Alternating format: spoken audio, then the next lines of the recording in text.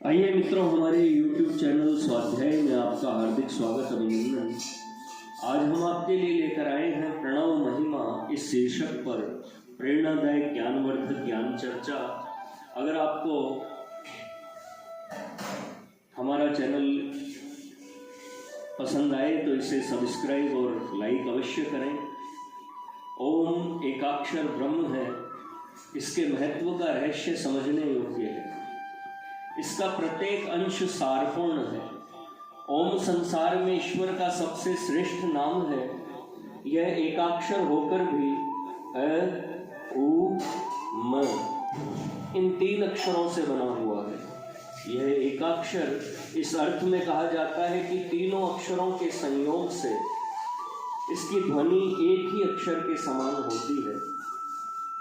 बहुधा अशुद्ध उच्चारण के कारण ओम का स्वरूप रोमन लिपि में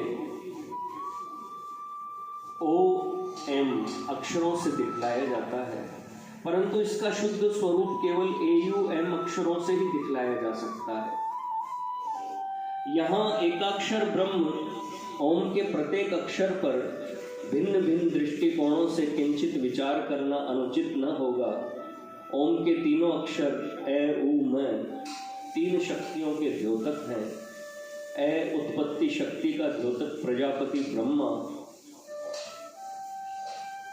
ए रीजनरेशन, उ धारक पालन रक्षण अर्थात स्थिति शक्ति का द्योतक विष्णु, यू प्रिजर्वेशन, मैं प्रलय अर्थात संहारक नाशकारी शक्ति का द्योतक महेश, रुद्र, एम डिस्ट्रक्शन। तीनों शक्तियों का पुंज ही त्रिमूर्ति परमेश्वर है। Trinity, unity in ट्राइनिटी। ओम वेद का बीज मंत्र है। इसके विषय में मनु कहते हैं कि ऋग्वेद, सामवेद और यजुर्वेद से ए, उ, मैं ये तीन अक्षर केवल प्रणव ओम बना है। श्रुति स्मृति के अनुसार यह प्रणव परमात्मा का अनुपम नाम है। वेद में संक्षेप से ब्रह्म पद वर्णन करते समय ओम रूप से ही उस पद का वर्णन किया गया है। यहाँ कठोपनिषद में सर्वे वेदा यत् पद मामनन्ति तपांसि सर्वाणि च यद वदन्ति यदिच्छन्तो ब्रह्मचर्यं चरन्ति तत्ते पदम संग्रहेण ब्रवीमि ओमित्येतत्। सकल वेद तथा संपूर्ण तपस्या में लक्ष्य रूप से जिस पद का वर्णन है और जिस पद की इच्छा करके मुमुक्षुगण ब्रह्मचर्य का अवलंबन करते हैं, उस पद का संक्षिप्त नाम ओम है। एकारो विष्णु दिष्ट उकारस्तु महेश्वर मकारेणोच्यते ब्रह्मा प्रणवेन त्रयोमता। अकार विष्णु का वाचक, उकार महेश्वर का वाचक और मकार ब्रह्मा का वाचक है। पूज्यपाद महर्षि पतंजलि ने योग दर्शन में आज्ञा की है तज पस्तदर्थ भावना, अर्थात श्री भगवान में और प्रणव में तादात्म्य में संबंध रहने के कारण प्रणव का जप और उसके अर्थ का विचार करते करते साधक मुक्ति पद को प्राप्त कर सकता है। महर्षियों ने वेदांग रूपी शिक्षा शास्त्र द्वारा यह भली भांति सिद्ध कर दिया है कि प्रणव में तीनों गुणों की तीनों शक्तियां भरी हुई है। इसी कारण प्रणव, ऋस्व, दीर्घ, प्लुत तीनों स्वरों की सहायता बिना उच्चारण नहीं किया जा सकता। उन्हें गांधर्व उपवेद संबंधी शिक्षाओं में भली भांति वर्णित है कि षडज आदि सातों स्वर एकमात्र ओंकार के ही अंतर विभाग है। जिस प्रकार वही सृष्टि में 7 दिन, 7 रंग, 7 धातु आदि सप्त विभाग पाए जाते हैं और जिस प्रकार अंतर राज्य में सप्त ज्ञान भूमिका आदि सप्त विभागों का प्रमाण मिलता है, उसी शैली के अनुसार एकमात्र अद्वितीय शब्द ब्रह्म रूपी ओंकार षडज आदि सप्त स्वर विभाग में विभक्त होकर नाना शब्द राज्य की सृष्टि किया करता है। इसी कारण शब्द ब्रह्म रूपी ओंकार सब मंत्रों का चालक है। तंत्रों में लेख है मंत्रा नाम प्रणव है सेतु। सब मंत्रों का एकमात्र प्रणव ओम ही सेतु है। जिस प्रकार बिना सेतु पुल के पथ अविरोधी नहीं हो सकता, उसी प्रकार बिना ओंकार की सहायता के न तो मंत्र समूह पूर्ण बल को प्राप्त होते हैं और न वे लक्ष्य के अनुसार यथावत काम करने में उपयोगी ही हो सकते हैं। फलतः एकमात्र प्रणव ही शब्द में साक्षात शब्द ब्रह्म है। मुख से उच्चारण होने योग्य प्रणव यद्यपि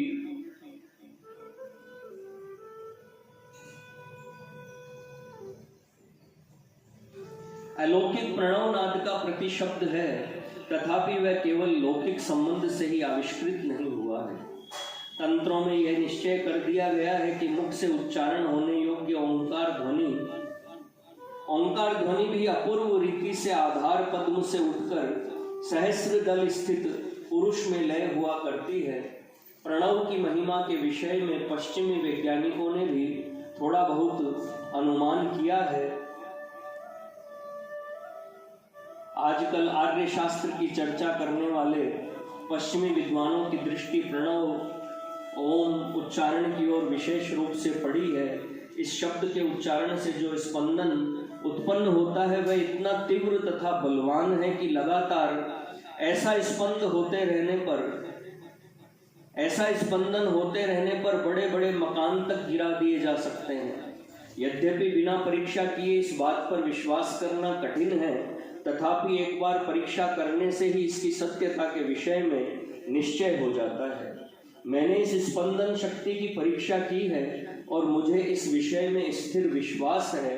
सामान्य रूप से उच्चारण करने पर भी छात्र पर इसका कुछ प्रभाव होता है, किंतु यथार्थ रीति से यदि प्रणव ओम का उच्चारण किया जाए तो शरीर के प्रत्येक परमाणु में परिवर्तन हो जाता है। उसमें नवीन स्पंदन से नवीन स्थिति उत्पन्न हो जाती है और देह स्थित अनेक निद्रित शक्तियां जाग उठती है। योग शास्त्र में लेख है, जहां कुछ कार्य है वहां अवश्य कंपन होना संभव है, जहां कंपन है वहां अवश्य शब्द होना भी संभव है। फलतः सृष्टि रूपी कार्य में साम्यावस्था प्रकृति के सबसे प्रथम हिल्लोल की ध्वनि का नाम शिव रूपी ओंकार है। अर्थात प्रलय के बाद जब ईश्वर में एको हम बहुशाम प्रजायेय, मैं एक से बहुत हो जाऊं, सृष्टि करूं, यह संकल्प होता है, तभी ब्रह्मांड प्रकृति में कंपन होता है और समस्त ब्रह्मांड प्रकृति को कपाकर जो प्रथम शब्द निकलता है वही प्रणव नाद है। यह ध्वनि कैसी है, इस विषय में योग शास्त्र में लिखा है, तेल धार मिवा छिन्नम दीर्घ घंटा निनादवत। अर्थात यह प्रणव तेल धारा के समान अविच्छिन्न और दीर्घ घंटा के शब्द की नाई श्रुति मधुर है एवं उसका कोई भी अंग मुख से उच्चारण नहीं किया जाता। वास्तव में ईश्वर वाचक आदि शब्द ओंकार योगियों को तभी सुनाई दे सकता है जब वे योग युक्त होकर साम्यावस्था प्रकृति में मन स्थिर कर सके। यह ओंकार ध्वनि वाच्यवाचक संबंध से अनादि और अनंत है एवं प्रणव जो अक्षरों से लिखने में अथवा मुख द्वारा उच्चारण करने में आता है उसका प्रतिशब्द है, जिसको पूज्यपाद त्रिकालदर्शी महर्षियों ने अपनी योग युक्त समाधि बुद्धि द्वारा वेद के आविर्भाव होने के आदि में संसार में प्रकट किया है। यह ओंकार है, स प्रणव है, यह प्रणव है, स सर्वव्यापी, यह सर्वव्यापी, सो अनंत है। यो अनंतस्तारम यत्तारम तत्सूक्ष्मम यत् सूक्ष्मम तच्छुक्लम तच्छुक्लम तद्वेद्युतम यद्वेद्युतम तत्परम ब्रह्म स एको रुद्र स ईशान स भगवान महेश्वर है स महादेव है। जो ओंकार है वह प्रणव है, जो प्रणव है वह सर्वव्यापी है और जो सर्वव्यापी है वह अनंत शक्ति स्वरूप उमा है। जो उमा है वही तारक मंत्र ब्रह्म विद्या है, जो तारक है वही सूक्ष्म ज्ञान शक्ति है, जो सूक्ष्म है वही शुद्ध है, जो शुद्ध है वही विद्युत अभिमानी उमा है, जो उमा है वही परब्रह्म है, वही एक अद्वितीय रुद्र है, वही ईशान है, वही भगवान महेश्वर है, वही महादेव है।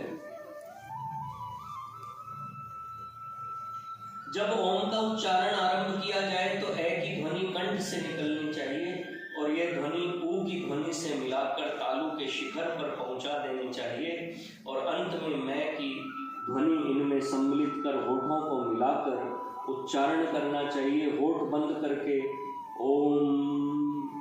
ओम की गूंज को एक श्वास में कंठ से इस प्रकार उठाना चाहिए जैसे शहद की मक्खियों की भिनभिनाहट होती है, किंतु यह गूंज उतने ही समय तक एक बार में करनी उचित है जितना कि एक सांस में संभव हो। ओम के उच्चारण करने में आरंभ में तनिक सी कठिनता अवश्य प्रतीत होती है, परंतु किंचित अभ्यास के द्वारा यह असुविधा सहज ही में दूर हो जाती है। जैसे ही शुद्ध उच्चारण के साथ ओम मंत्र का जप किया जाता है वैसे ही उसका जादू का सा असर दृष्टिगोचर होने लगता है। इस मंत्र के जप करने से विलक्षण शक्ति आती है, परंतु हर एक को बिना गुरु की दीक्षा के इसका अत्यधिक अभ्यास भी नहीं करना चाहिए। इसकी गूंज शरीर की प्रणाली में अद्वितीय तेज पैदा कर देती है, जिससे शरीर की प्रकृति तक भी बदलकर नए ढांचे में ढलने लग जाती है। सहसा ओम के प्रभाव से अदृश्य रूप से शुद्धता प्राप्त हो जाती है। स्वयं श्री कृष्ण भगवान अपने मुखारविंद से कहते हैं, ओमित्येकाक्षरम ब्रह्म व्यवहारन माम नुस्मरन यह प्रयाति त्यजन देहम स याति परमाम गति।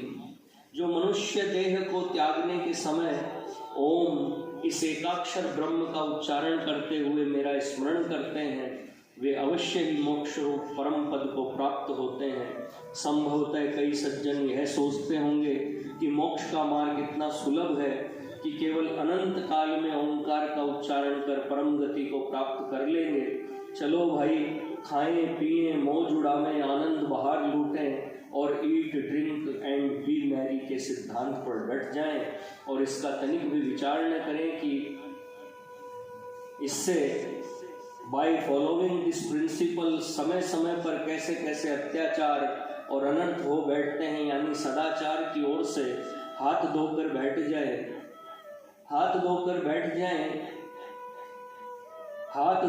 बैठ जाएं और यह कल्पना करते रहें कि अंत काल में ओंकार का उच्चारण कर जन्म भर के पापों से मुक्त हो जाएंगे और मुक्ति मिल जाएगी। किंतु इस प्रकार की आशा मृग तृष्णा के समान ही नहीं है, अपितु आकाश कुसुम के समान असंभव भी है। It is not only A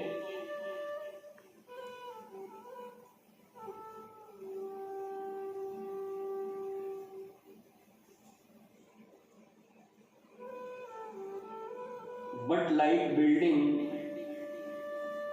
in the air as well।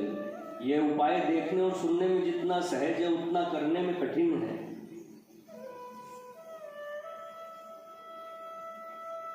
मृत्यु का समय जीव में सबसे कठिन और विकट बतलाया जाता है।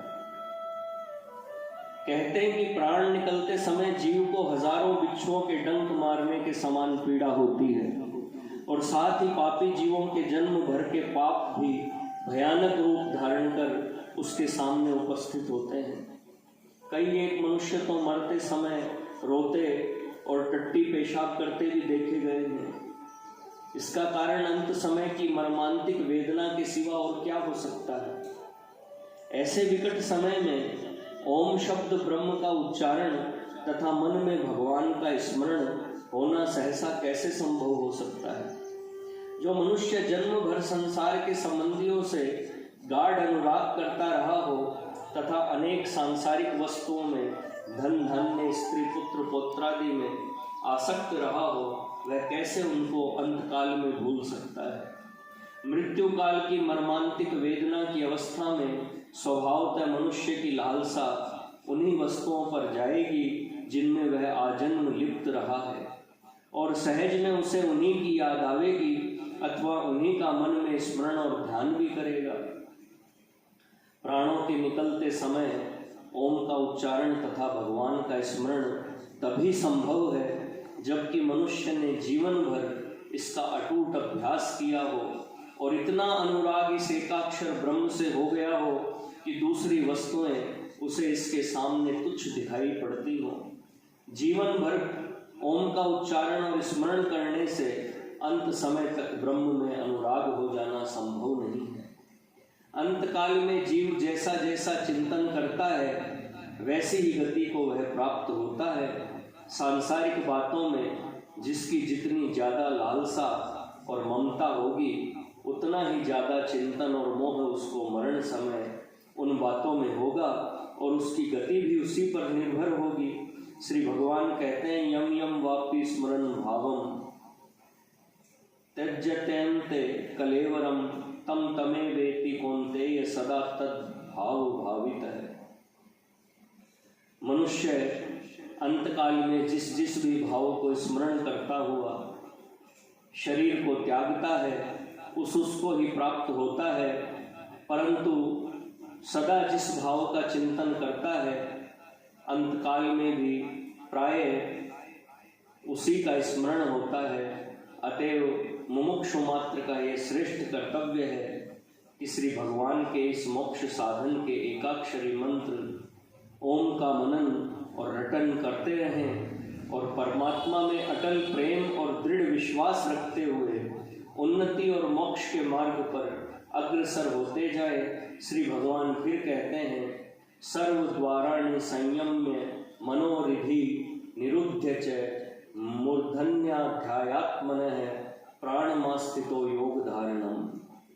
जो पुरुष सब इंद्रियों के द्वारों को रोककर यानी इंद्रियों को विषय से हटाकर तथा मन को हृदय देश में स्थिर करके और अपने प्राण को मस्तक में स्थापन करके योग धारणा में स्थित हुआ ओम का जप और परमात्मा का स्मरण करते हुए शरीर को त्यागता है वह परम गति को प्राप्त होता है, यानी साक्षात ईश्वर स्वरूप को प्राप्त होता है। इसमें कुछ भी संशय नहीं।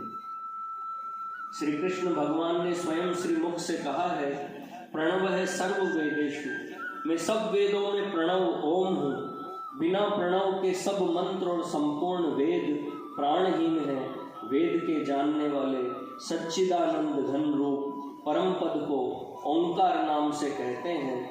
ओम नमो भगवते वासुदेवाय। मित्रों, यह थी प्रणव महिमा इस शीर्षक पर प्रेरणादायक ज्ञानवर्धक ज्ञान चर्चा। अगर आपने हमारे चैनल को सब्सक्राइब और वीडियो को लाइक नहीं किया है तो आपसे निवेदन है कृपया चैनल को सब्सक्राइब और वीडियो को लाइक अवश्य करें। धन्यवाद।